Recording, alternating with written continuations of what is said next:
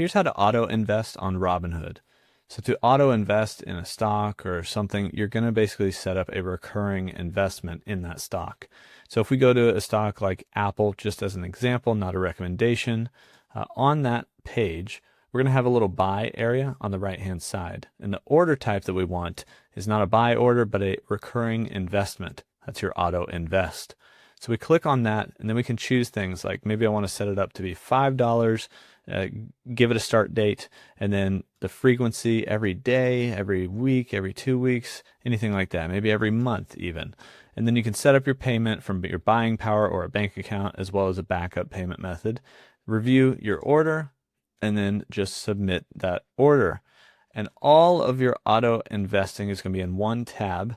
That's in your account drop down, and then go down to recurring. Inside of here, you're going to see all of your recurring investments or all of your auto investments.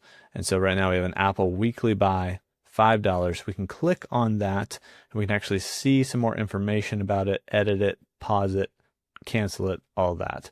And so this is where you would find all of your auto investing and where you can manage all of that here on Robinhood. And that is how you can auto invest on Robinhood.